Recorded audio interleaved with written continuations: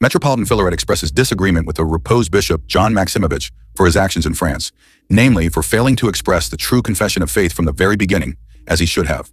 Accordingly, Metropolitan Philaret writes, "And I cannot understand the position taken on this issue by the late Vladika John, a true minister of God and a man of God.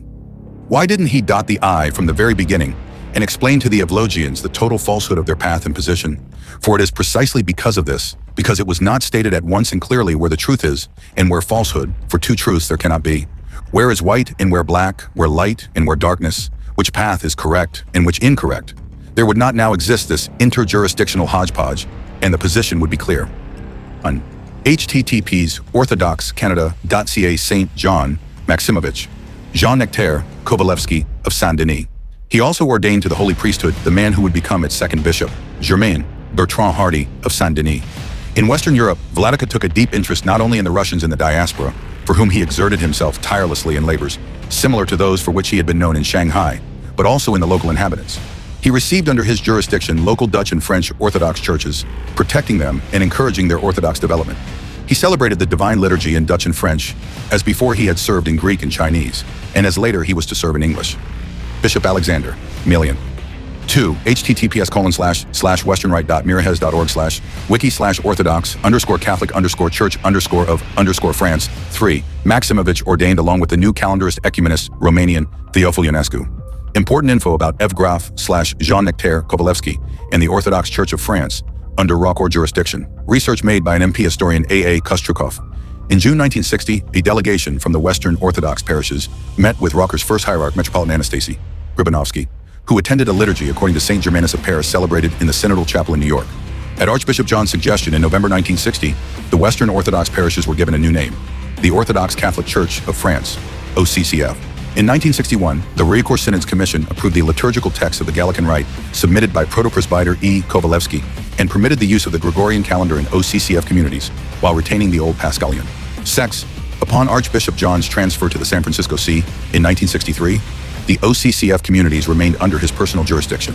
On October 9, 1964, the ROCOR Synod allowed him to choose and consecrate a vicar bishop to help manage the OCCF.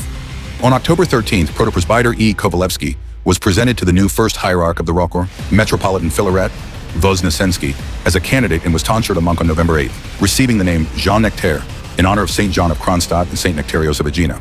On November 11th, Archbishop John and Bishop Theophilus Ionescu consecrated Archimandrite Jean-Nectaire as Bishop of Saint-Denis. 6. Pages 10, 13 in PDF file, Russian version. A.A. Kostriukov on some of the causes for the failure of Western Rite orthodoxy. However, Archpriest Eugraph Kovalevsky had already prepared everything for his departure. It turned out that as early as 1946, he had secretly registered the charter of the French Orthodox churches with the state authorities. And in 1948, he registered the church itself. Another unpleasant surprise for the church leadership was that Far Eugraph, using intermediaries, had managed to carry out financially advantageous transactions for himself. It was discovered that a dormitory building purchased in the prestigious Paris suburb of Colombes had been secretly registered in the name of Far E. Kovalevsky and his devoted admirer, Jean Vinart, the widow of Archimandrite Irenaeus. Having prepared for a break with ecclesiastical authority, in 1953 he left the Moscow Patriarchate and the following year joined the Western European Exarchate of the Ecumenical Patriarchate of Constantinople. But he did not remain there long. Already in 1954, he was suspended from priestly ministry by Metropolitan Vladimir Tikhonitsky for disobedience to ecclesiastical authority.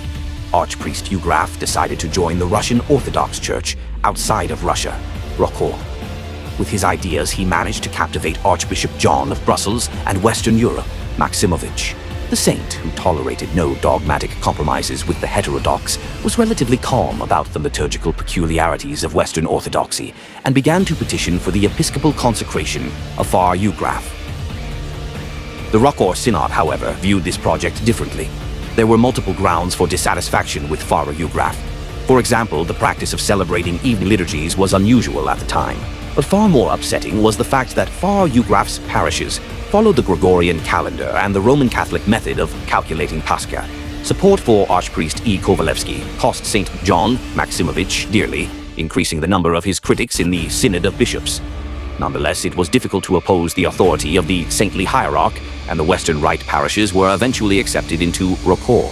The issue was reviewed at the Council of Bishops in 1959, which imposed a number of conditions on the French parishes. The French Orthodox group was instructed to adopt the Orthodox Paschalion. Evening liturgies were permitted only by exception, and it was stipulated that a priest celebrating such a liturgy should not serve again that same morning. Another condition was a mandatory Eucharistic fast for both clergy and lay communicants on the day of liturgy. The question of the ordination of Archpriest E. Kovalevsky was left open. After Archbishop John Maximovitch was transferred to San Francisco, the Western Rite parishes in France, along with the Dutch mission, remained under his oversight. Despite being within the Orthodox Church, the French parishes continued to admit non-Orthodox to communion. One ongoing problem was their celebration of Pascha, according to the Western Paschalion. It was only in June 1964 that the Council of Bishops noted that these parishes had celebrated Pascha together with the Orthodox Church. However, this was regarded as an isolated case. Far E. Kovalevsky's peculiar ecclesiology, from which he refused to depart, remained an obstacle to his episcopal ordination. According to the Council's declaration, ordination would be impossible until there was complete assurance that the practice of communing the heterodox had ceased. Another condition laid down by the 1964 Council was that Archpriest Eugraph Kovalevsky must provide a written declaration of his position regarding the contemporary hierarchy of the Moscow Patriarchate, as is required of all episcopal candidates in the Russian Church abroad. On June 28, 1964, the French parishes of Archpriest E. Kovalevsky announced that they accepted all the conditions imposed on them. Far Kovalevsky wrote to the head of ROCOR, Metropolitan Filaret Voznesensky, "I consider it my sacred duty, on behalf of the clergy and laity of the French Church, to testify before you and the Holy Synod that, being under the canonical and salvific jurisdiction of the Russian Orthodox Church outside of Russia, we have no canonical ties or negotiations with the Moscow Patriarchate, currently headed by Patriarch Alexei, nor do we intend to have any." For Kovalevsky was tonsured a monk with the name John Nectarios. In ROCOR documents, he was referred to as John. And on November 11, 1964, in San Francisco, he was consecrated Bishop of Saint Denis, vicar of the Western European Diocese, and administrator of the Western Rite parishes in France. The consecration was performed by Archbishop John Maximovitch and Bishop Theophil Ionescu, who headed the Romanian parishes of ROCOR. In 1966, Bishop John Kovalevsky appealed to the Synod of Bishops for the consecration of his own vicars. It was clear that such a request implied raising his status to that of a ruling bishop. However, this did not happen. His patron, Archbishop John Maximovitch, had already reposed in the Lord. It was logical that the Western Rite parishes would now come under the authority of Archbishop Anthony Bartoshevich, ruling bishop of ROCOR's Western European Diocese.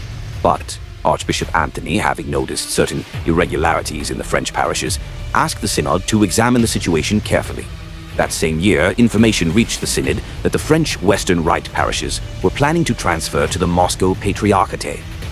To investigate the situation, Archbishop Vitaly Ustinov was sent to France.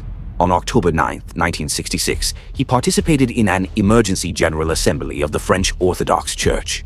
Archbishop Vitaly immediately noticed that the flock of Bishop John Kovalevsky was far smaller than what had been reported in his correspondence. It was discovered that fasting before communion was not required in the French parishes, and that Bishop John had allowed one subdeacon to administer communion to the laity outside of services, moreover not in their own diocese, but in a neighboring German one. Some elements of the French Church were outright shocking. Among its clergy was a heterodox individual who had been ordained without prior reception into the church. Even more astonishing, Bishop John Kovalevsky had given this cleric permission to engage in extramarital cohabitation. It turned out that this cleric had only ever confessed once in his life, and that was under pressure from the late Archbishop John Maximovitch. On November 7, 1965, Bishop John Kovalevsky allowed a Masonic memorial service to be held in his church.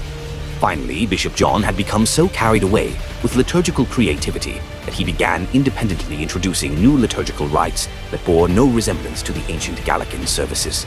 Apparently, he invented them himself. Bishop John Kovalevsky, who had once successfully misled Metropolitan Eleutherius Bogoyavlensky and Archbishop John Maximovitch, was unable to deceive Archbishop Vitaly. Sensing the impending ecclesiastical sanctions, on October 20th, 1966, Bishop John Kovalevsky sent a telegram to the ROCOR Synod. the bishop and entire clergy of the Orthodox Catholic Church of France, having convened, notified the synod of their decision to no longer recognize the Russian Orthodox Church outside of Russia as their higher ecclesiastical authority. With the synod's consent, Metropolitan Philaret sent an immediate response. In view of your declaration that you and part of your clergy have rejected canonical obedience to the Synod of Bishops, you are suspended from priestly service and referred to ecclesiastical court. Unsurprisingly, Bishop John paid no heed to the suspension and continued serving. He also offered his own justifications for his actions. To his flock, he said that ROCOR's support had only been needed as long as it remained interested in the mission of the French Church. Since that interest had waned, it was necessary to break away from ROCOR before it imposed canonical sanctions. As for the suspension, he claimed it had no authority, since it was issued after the French group had already left ROCOR. The ROCOR Synod of Bishops, having reviewed the situation with the French parishes, concluded that the activity of Bishop John was largely marked by arbitrariness, taking advantage of the kindness and leniency of the late Archbishop John. It was decided that, due to his unauthorized departure from the church and disregard for the suspension, Bishop John was guilty of forming a schismatic group. On February 9, 1967, the Synod of Bishops removed Bishop John Kovalevsky from episcopal rank and reduced him to the status of a simple monk. The French Church once again became independent. John Kovalevsky died in January 1970, and his 22 parishes attempted to enter the Moscow Patriarchate as the French Church. The group requested broad internal autonomy and the preservation of the Western Rite. The negotiations failed.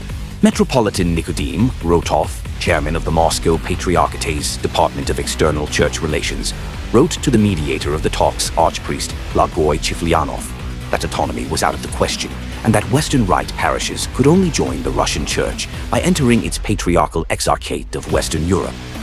In 1972, the French Church came under the jurisdiction of the Romanian Church. There, the Western Rite parishes were assigned a new bishop, German, Bertrand Hardy. In 1993, these parishes separated from the Romanian Church, and many of them dispersed into various, mostly marginal jurisdictions. There is no doubt that Bishop John Kovalevsky's actions seriously discredited the Western Rite and hindered its proper development in Europe. Nevertheless, the failure of Western Rite orthodoxy is not solely attributable to his imprudent actions, but also to other factors. Expecting him to analyze this failure would be naive. Most likely, until the end of his life, he remained convinced that Western Rite orthodoxy had great prospects. So, Orthodox Church of France under the protection of John Maximovitch and under the shepherding of John Kovalevsky meant evening liturgies, Gregorian calendar, and Gregorian Paschalian, with just once an exception for Orthodox Paschalian, communion given to heretics, superficial tolerance of Kovalevsky's repeated synodal transfers. In 1965, a Masonic memorial service, page 12. Finally, Bishop John became so carried away by liturgical creativity that he began to arbitrarily introduce various liturgical rites that had nothing in common with the services of the ancient Gallican Church. Apparently, he invented these rites himself. Also, page 12. Look at this gibberish. Makes my head spin. Unfortunately, many of our compatriots, being good children of the Orthodox Church, cannot always differentiate the essence of the Orthodox doctrine from its manifestations in this or that form, depending on the local conditions and the character of the people concerned. St. John Maximovitch. Orthodox doctrine changes in manifestation based on local conditions and character of the people involved? What the heck?